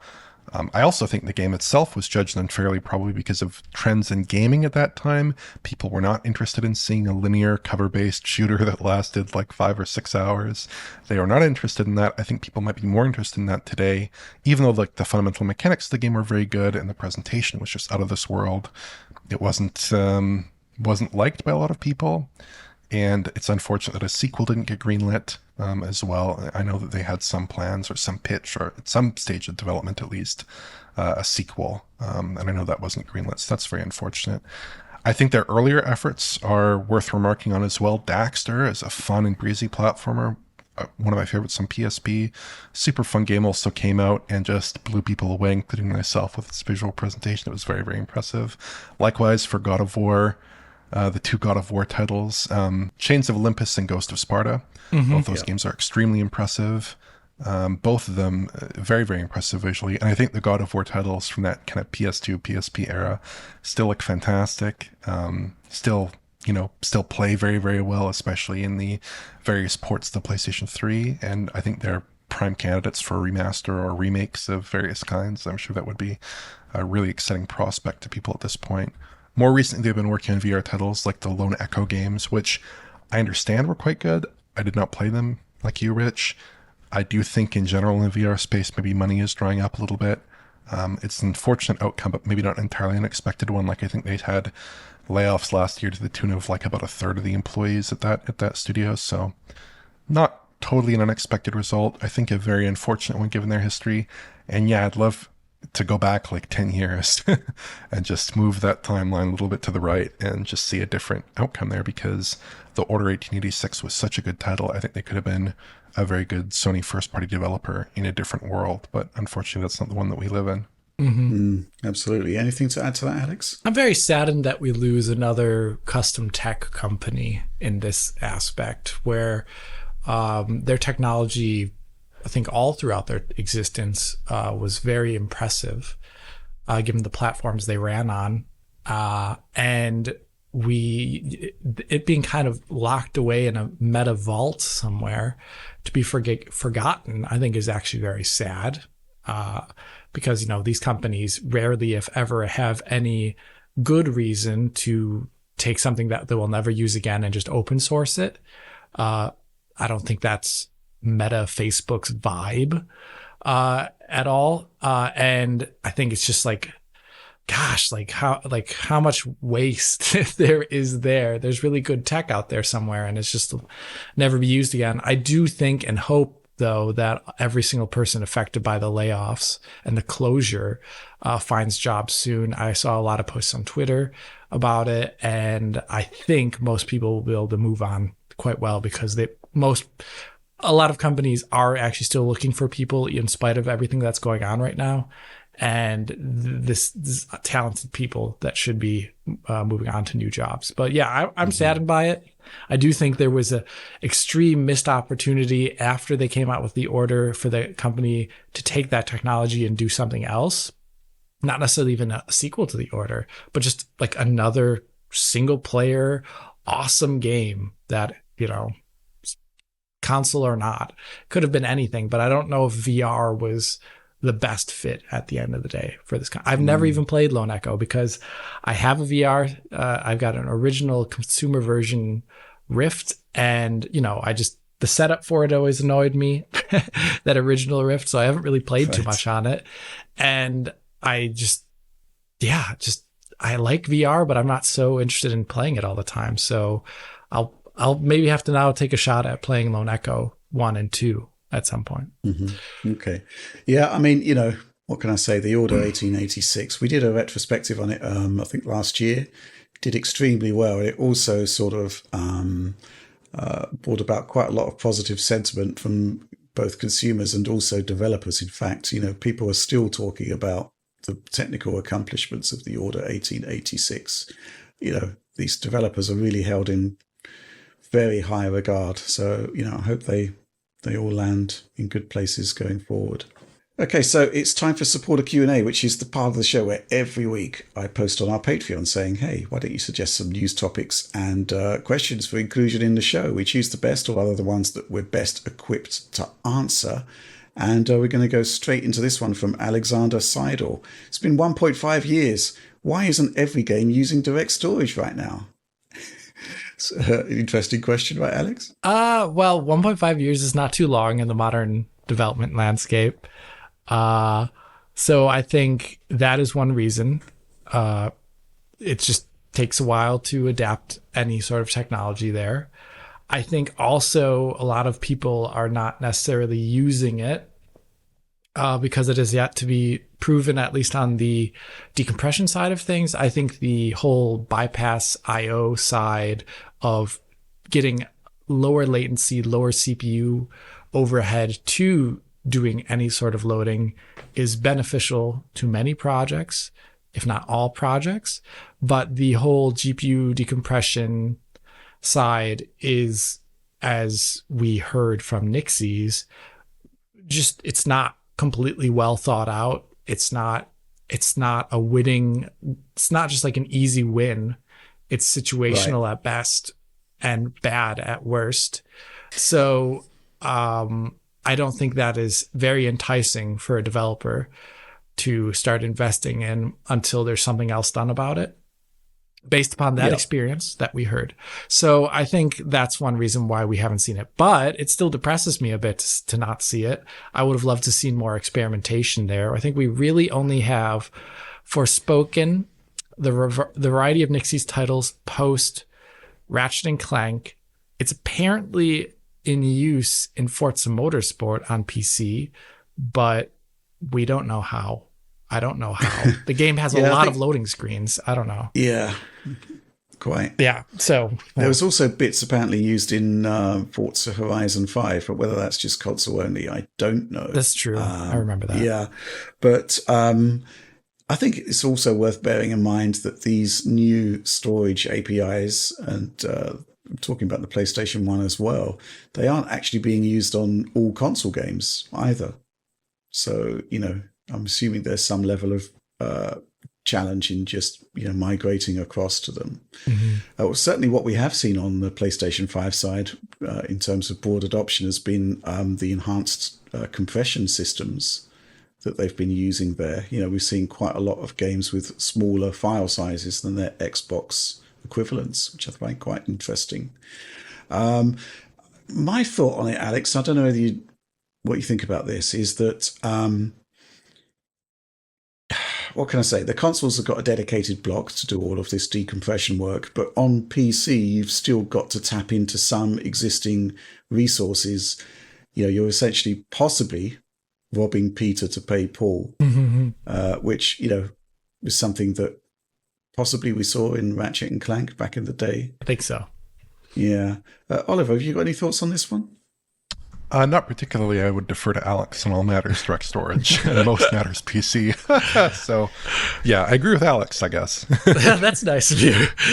We talked about this last week, but I wouldn't be surprised to see a hardware decompression block appearing in GPUs or on the next one somewhere. Even. Yeah. Nintendo Switch 2's got it, right? So I actually think Blackwell may have one. It might be one of the things they talk about.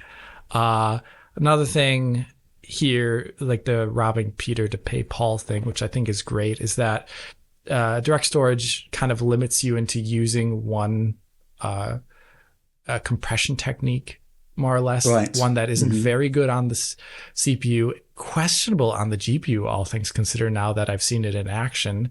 And based upon what Nixie said, we'll just use LZ4 compression instead. We'll get maybe a different compression ratio, a different size on disk, but it is fast in terms of bandwidth and light on the CPU. And CPU resources on PC, unless you're rocking a Ryzen 5 3600, which I tend to show off in my videos, you've got plenty of CPU to spare usually. So, it is a bit of a questionable thing, actually, all things said and done, based upon what we've seen in games since the generation changed, as well as since, we see things like UE5 taking up. That's doing its own active streaming of game content all the time. And it really hasn't been the big issue with that engine at all. It has other issues. It seems like the streaming is actually pretty okay in UE5. Okay. Next question. This one actually is two questions. I'm going to lump them together.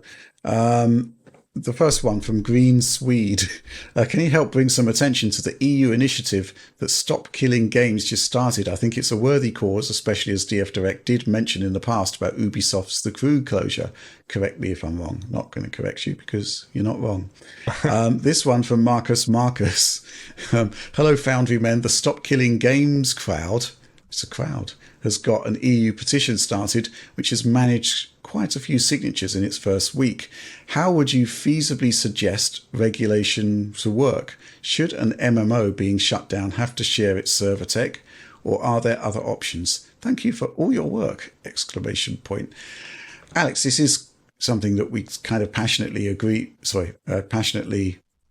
want to see happen. Basically, an end to games just disappearing because there's no sort of ability to continue their upkeep. What do you think about this? How do you go about making these games persist when the developer doesn't have the budgets to keep them going? Right. Right before I answer that, I'm going to say yes. Everyone, if you're eligible to take part in this EU petition, please sign it. I know from the German side, it requires like your kind of identification through an online process. It's okay to do. It's safe. Don't worry about that. I think everyone should sign it. It requires, I think, 1 million signatures to actually be put into kind of like motion in a great way. And it requires from each member state, I think 100,000 signatures for like ratification of like 4 states. That may be an improper quote for me there, but Accursed Farms has a great video about it. I'm definitely a huge supporter of this. I disagree completely with any kind of hand wringing about it from anyone else. Like, this is only going to be good for the consumer, and it doesn't really apply to small developers. Like, let's get that completely clear here. We are not talking about your indie Phil Fish kind of small entrepreneur having an issue with this. This is completely about large scale games that require ridiculous, amounts of infrastructure to already start in the first place and develop. And in that case, like, to come back to Rich's question to me and the question kind of from the audience here, is that we really do need to give the server tooling and server infrastructure software away once a game has reached end of life to the communities in some capacity, or to there's probably other ways to maintain it. I'm not sure at the actual cost of maintaining something like a master server. So I can't say anything about there, but maybe there is some other way to continue it on after the fact that isn't about giving away software, but instead maybe increasing the cost of something to make the master server stay up for something. But in the cases of like the game like The Crew, where it didn't even require the online component at all to be playable, I think it also is going to be great for those games that reach end of life but have a silly sign-in that occurs that prevents the game from really starting. I think that is another thing that this will affect. It'll prevent at some point of end of life the ability to assign in of a game, making it so you can't play it. I think that's another great thing that this offers us. So support it. And I don't see any problem there. I don't think there's any issues of like innovation being encroached upon here, which I think is another concern here, that people are like, I'm giving away my trade secrets of how I do my server infrastructure. I think there's like hundreds of games doing this. I don't think you're that special. Especially after 6 or 10 years of a game being online. So yeah, I think it's the lifespan thing that's kind of like the clincher. You know, 6 or 10 years after a game has come out, then, you know, what have you got to lose? You know, it's going to be outdated by that point. It's not really a problem. Unless it's something like Battleborn. Do you remember that? Yes. That wasn't 6 to 10 years. Oh my goodness, no. Yeah. A little shorter. Oliver? Yes, I think this is an interesting way to pose this question, because for MMOs in particular, I'm familiar with some of the solutions that have come about. Because for MMOs, often running unofficial servers is not that difficult, like running unlicensed servers for games like World of Warcraft. Oftentimes, the difficulty is more with just finding the correct values for things like damage, like experience, things like this, getting the correct values in game. That can be more difficult. But I think, you know, if they wanted to expedite that process, they could probably just publish those values and let people go. As far as these unofficial server projects for various games like WildStar, City of Heroes, various old World of Warcraft expansions, things like this, the issue isn't that they have trouble making the servers. That does require some effort. People who are very smart would put a lot of time into this and get it figured out. The issue is they get shut down for licensing reasons, right, as you might expect. But encouragingly, City of Heroes has been given a license for the fan servers. So they create a fan server project. It becomes very popular. They end up getting an official license, and they're able to maintain that server and keep it going as basically the official ongoing server for that game, even though it's no longer being supported. Content's not coming out for it. It's still there. You can still play it. So I think that's very encouraging. But I think in general, as a general solution for these games, I think there is a way to sidestep this issue to some degree, which is just to require a way to play these games offline. Because games like The Division or Diablo 4, you know, you can play a lot of the content, if not the vast majority or all the content, in a single player mode. So it doesn't really require online play at all. You could just, if you need to, for exploit reasons, because these games often get exploits that need to be patched out, or cheating reasons of various other concerns, you could just prevent those players from engaging in online play if they are playing in an offline mode and an offline campaign. Because almost every game experience really these days does work as a single player experience. And it's a little bit ridiculous that you have titles like GT7 launching with always online requirements. I mean, these should just be single player games. The Crew should have just been a single player game that did not have this requirement, or at the very least had an option to disable the requirement, even if that meant giving up a couple things. I'm sure in 2024 you'd rather play The Crew with a couple things missing, maybe the ability not to, you know, you can't play with people online, obviously, things like that, than just not to have it at all. I think that's a much preferable situation. Mm-hmm. Yeah, I guess the question is, does it require the government to step in to make regulations to say, hey, your game does actually have to function at some point in the future without any kind of online infrastructure? Or should it be the industry itself that just takes responsibility for this, recognizes the importance of longevity of the games, and actually just makes sure it happens? Mm-hmm.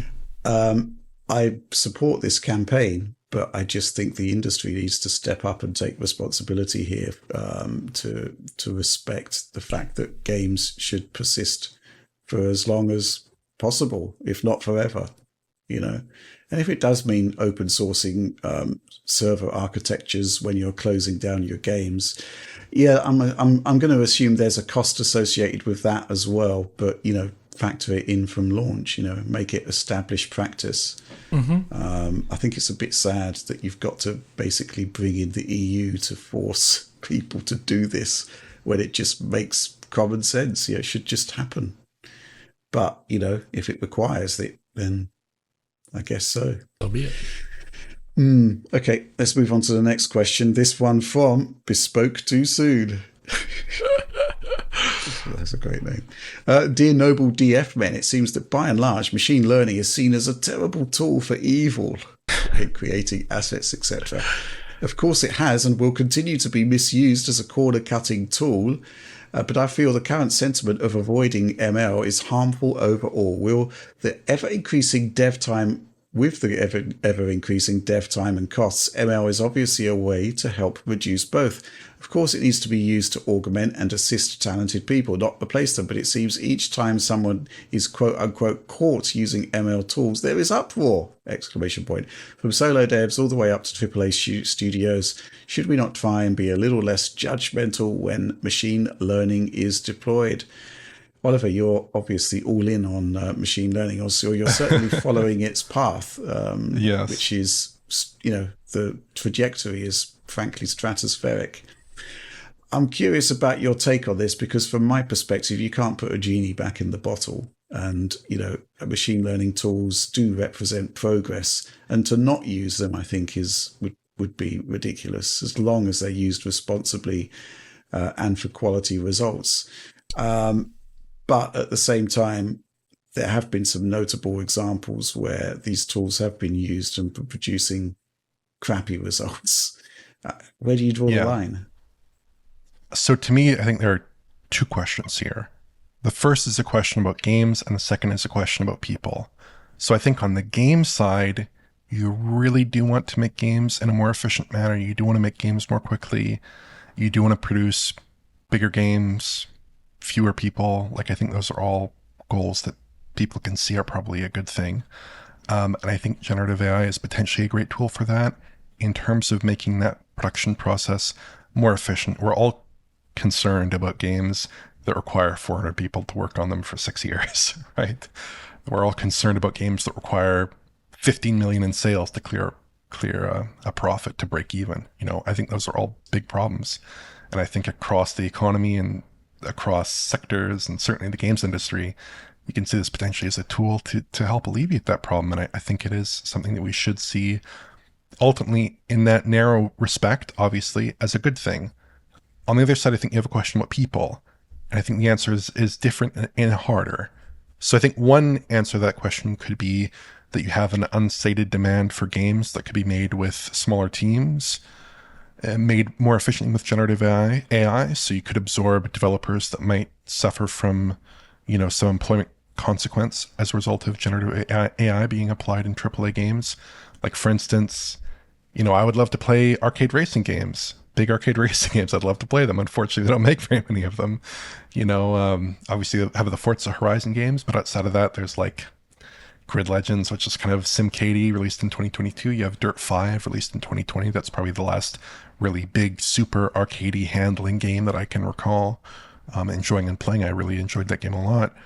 If you could build games like that with fewer staff and not need to clear some stratospheric sales threshold because you have 150 people on salary to make them, I think that's very promising. But on the other hand, if you're looking at persistent and heavy unemployment across sectors or within certain segments of the industry, that's a problem, I think, for government to take a look at. I think it's something you're not going to see a resolution to in the labor market if you're just having people who can't find work because their role has been effectively replaced. So I think there are a couple things. Obviously, I'd like to stress, enormously, especially in the wake of the past couple of years, you have to have enormous sympathy for people who might be in this position, not in the games industry, but everywhere indeed, and who might be suffering from issues because of that. But I think that there are separate approaches to looking at as a games industry problem, as a problem for the actual production of games. There, I think it's an asset. I think it's a positive thing. But on the people side, that needs a different kind of solution, I think. But I don't think the solution is to abandon generative AI. I think it's a useful tool. I think machine learning is incredibly powerful. I don't want to abandon or see people abandoning machine learning as a tool. just because it has some negative externalities on the other end that can be solved through other means. That's sort of my perspective on it, but obviously that's complex, and I understand that people have very, very strong feelings. I mean, look at the comments section of the videos I produced on generative AI technologies here, and you'll certainly see that. So I'm very sympathetic to those perspectives, obviously, and I understand where they're coming from. Yeah, I mean, before I go to you, Alex, I mean, there are generative technologies that are not AI based in nature that can have practically the same impact, but at the same time can also democratize particular technologies. I'm thinking like procedural generation, the new Unreal Engine 5 enhancements that were added with the new engine revision. They're basically, using procedural generation to create open worlds. Which developers can then embellish or not embellish with manual touch up. I mean, that's not AI, but it's still potentially, reducing the amount of manpower needed for a job. But at the same time, what it's also doing is opening up these types of experience to like independent game developers. They can produce open worlds now with that. It's just two different sort of sides of the coin, really. Where do you sit on this? I like the way Oliver phrased it about negative externalities, as well as because any sort of industry, any sort of profession is always in danger of being kind of, how do they say it, like structurally unemployed. And it doesn't make it better. I'm pretty sure everyone who worked at Kodak in any one of their variety of kind of film production felt it keenly when the digital camera came about, which Kodak, I think, invented even, funnily enough. So, I think that that is always that danger where you can lose some job and it just can almost never come back into existence again because something else replaced it that is technologically more efficient and superior and therefore worth the time and money.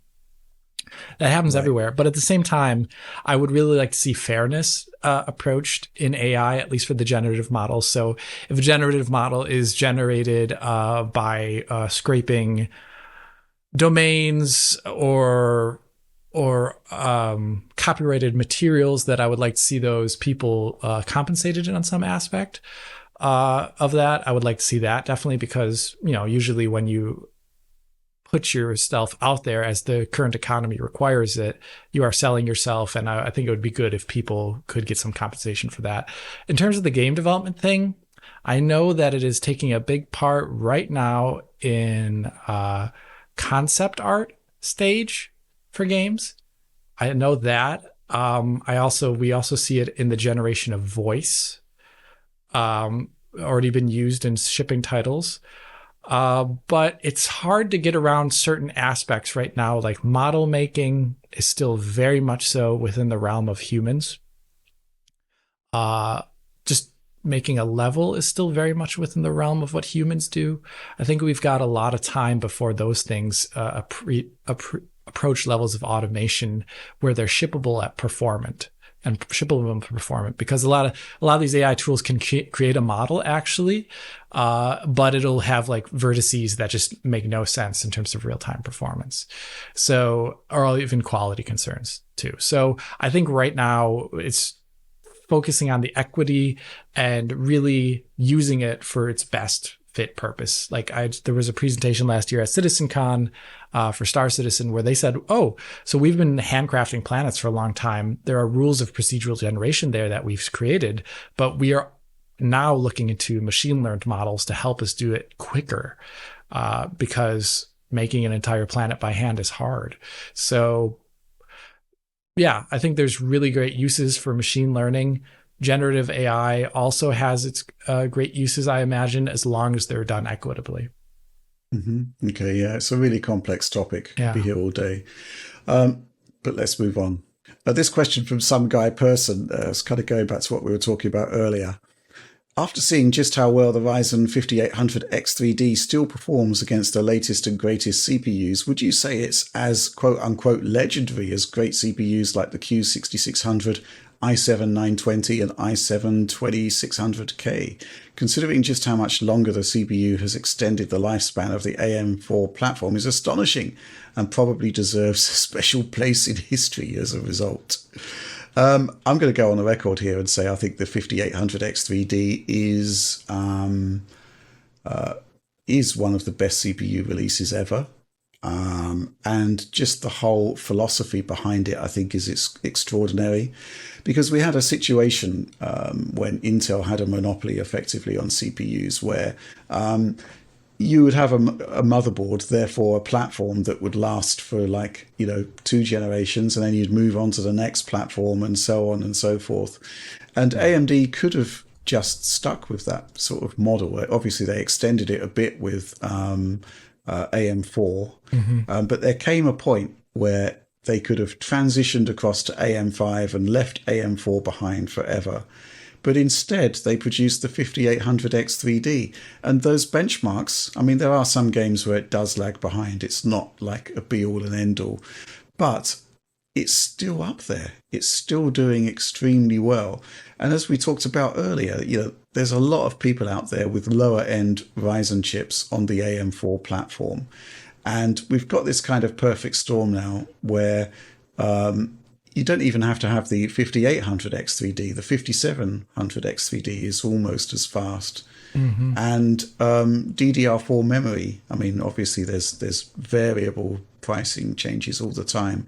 But, you can pick up good memory at a very low price now.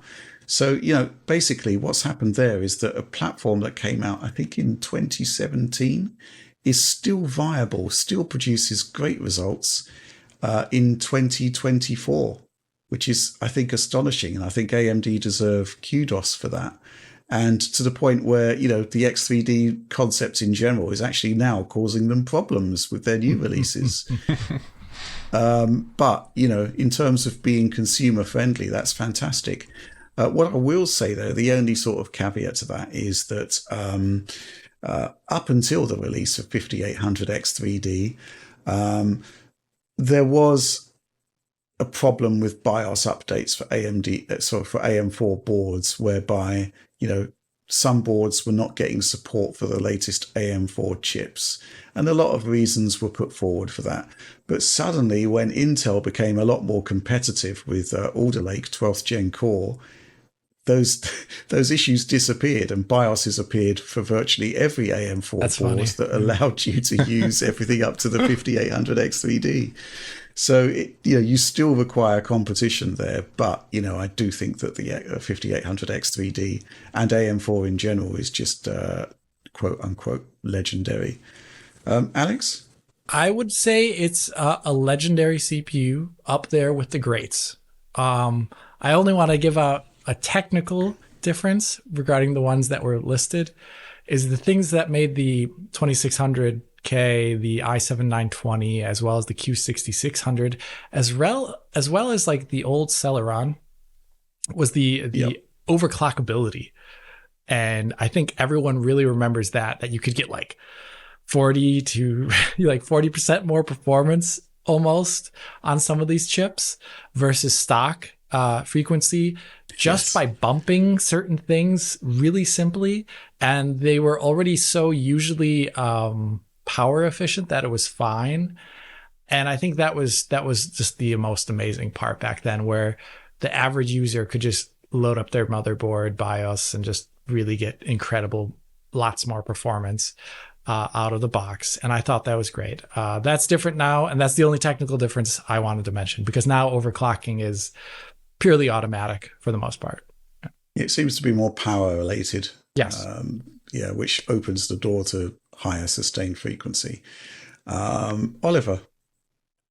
Yes, I mean, I think it's a great processor. It's very efficient. It's competitive with processors that are much more advanced in terms of their process node, in terms of their nominal architecture. It made a great innovation in terms of CPU configuration that hasn't today been matched by the competition. And I think critically, the innovation of the Vcache enabled it to overcome some of the limitations of the AM4 platform, like the slow memory speeds that you tended to see with DDR4, because especially with those older Ryzen processors, they tended to be quite constrained, or at least kind of scaled a lot with memory speed. Yeah. And in this case, you were getting a tool to overcome that to quite a substantial degree and make the processor less dependent on memory speed, which I think is quite a critical innovation. The only thing that would really come up against it in my mind is that it's a great gaming processor. It's not as good of a multi-purpose processor because it does have more limited clock rates relative to its 8-core contemporaries from Zen 3. Obviously, it's not quite up to that same level in terms of clock speed. Not going to give you the best multi-purpose, multi-workload performance. Still pretty good because it still is an 8-core Zen 3 at reasonable clock rates, but it's like not going to light the world on fire in Cinebench if that's your concern. So that's the only caveat. But it's a fantastic gaming processor, and it's absolutely just a great chip. I just love the whole thought process that must have created the X3D line, where, you know, obviously somebody did a deep dive into how game engines work and why you're CPU limited, and thought, this isn't actually down to the CPU at all. It's just our cache isn't big enough. Let's put this other, let's add to the cache hierarchy with this massive fast memory that we'll just lump on top of it. Job done. Mm-hmm. That's great. Yeah, it is fantastic. But as you say, Oliver, it does mean that its utility is basically limited to gaming only. But, you know, that's kind of what we're here for. And I do think it is a fantastic product. The concept, as I'll say it again, 2017 board is still great today. Is laudable. Obviously, there have been other innovations, though. You know, PCIe 4 happened. So, you know, but then again, there are AM4 boards. The later ones had PCIe Gen 4. Right. Yeah. Okay, let's move on to our final question. Okay, so let's move on to our final question. This one from Snorlax Jobless. Block capitals here, so he's shouting, presumably quite angry. Why does PS4 refuse to die? Alex, why does the PS4 refuse to die? I don't know. Was that like Sarah Connor? Like that kind of scream, like, why can't you die? It just refuses to die due to how many were sold. And I think a lot of people who just really do not go on from their core game rotation of Warzone, Fortnite, FIFA, you know, or not, whatever they call it now, FC25. I don't know. Yep, that's correct. Yeah. Yeah. So yeah, they just don't move on from that. And as a result, those were always such core franchises, especially Call of Duty. You had your Call of Duty, you had your Madden, and you had your FIFA for a long time. And it was just like, these are the games that sold every year, even though it was like the release of almost the same game every year. And I think those people are of a certain age and just don't move on, and they don't see the reason to move on because the game still comes out there. If it stopped coming out there, then people would move on, maybe. Yeah, I think it's availability of games, right? And there are those games that are, you know, just perfectly fine on a PlayStation 4. You know, Fortnite is perfectly fine. Sure, you know, likes of Rainbow Siege, you know, as you say, FIFA always tends to run pretty well. So, you know, for those type of people, why should they move on? I also think, you know, credit to the design of the hardware. You know, they produced a fantastic console for 2013. And if you look at what we're dealing with the PlayStation 5 and the current generation, it is, you know, obviously there's a lot of great advantages to having those consoles, but, you know, it does require the developers to make use of them. And we are looking at fundamentally more of an evolution rather than a revolution in design principles compared to what the PS4 was doing. PS4 just got so much right. Oliver, anything to add to that? Yeah, I mean, obviously the PlayStation 4 is a huge platform. It sold, I think, about 120, 115, somewhere in there, million units. It's a ton of consoles out there. That's about twice as many consoles as the PlayStation 5. Certainly very, very many more consoles than the Xbox Series machines. So that does speak to a very large market. I do still wonder, like I said earlier, exactly how many new AAA single-player oriented games that are on PlayStation 4 are really selling. I do kind of wonder about that, because even though the platform is huge, is that audience really that plugged into the latest and greatest, or are they enjoying their Fortnites? Are they enjoying their Overwatches? Are they enjoying their FIFAs, the various live service titles? Is that what they're interested in? But I think from the development side, like you said, there are a lot of games where the team is maybe a bit smaller. They want to work with established technology, and the PS4 as a console they can work with and produce a good enough experience. And on the other hand, you have something like Jedi Survivor, which really, probably it's a little bit too far, but we'll have to see about that one.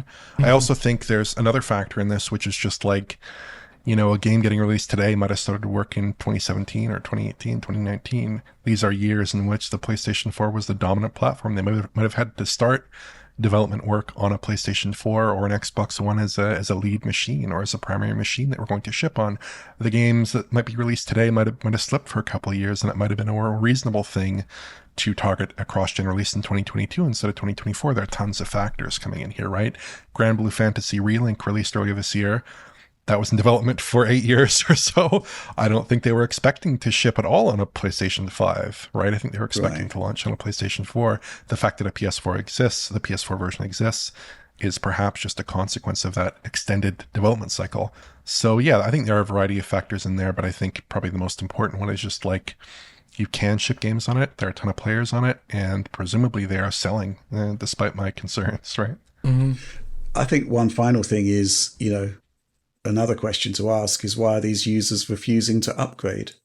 And I think the simple reason is, well, first of all, they don't feel they need to, but secondly, we've got an issue with the build cost of the current generation machines. It's just very, very high. And when you think about what they're doing, it's perhaps not surprising, because the overall sort of direction of travel has been that, in order to get a decent technological upgrade, you've actually got to invest more money to achieve it. And what this means is that you haven't seen the kind of price cuts that we saw with the PlayStation 4 generation. We're not seeing cheap consoles anymore. We're seeing PlayStation 5s that are still, in the $450 to $500 territory 4 years on from release. We've had several product revisions, one major product revision on the PlayStation 5, and we still haven't seen like an appreciable sort of drop into the mainstream pricing territory. So what are these people supposed to do? I guess possibly get a Series S, but for whatever reason, they're not doing that in volume. And so, I guess people are staying with their consoles. And, if the likes of Fortnite and FIFA are still playing reasonably well, why should they upgrade? I guess that's the key point, right? Call of Duty, the new Call of Duty is coming this year. We've seen a big leak this week. Apparently it came from PS4 code. So yeah, Call of Duty, another big game. Warzone, another big game. All of these games are running okay on PlayStation 4. Not okay, perhaps from a Digital Foundry perspective, compared to what you could achieve elsewhere with new consoles, but still appreciably decent enough, I guess, to stop people from, laying down $500 for a new console. Right. Okay, well, that's that sorted out. But that was the last of the questions, therefore the end of the show. So please do like, subscribe, share if you enjoyed it, ring bells for things, for notifications, things that may or may not happen. Store.digitalfoundry.net. Please access that website to take a look at our various merchandising wares. But that's all from us for this week, and I guess we'll see you next week. Thanks for watching and supporting Digital Foundry.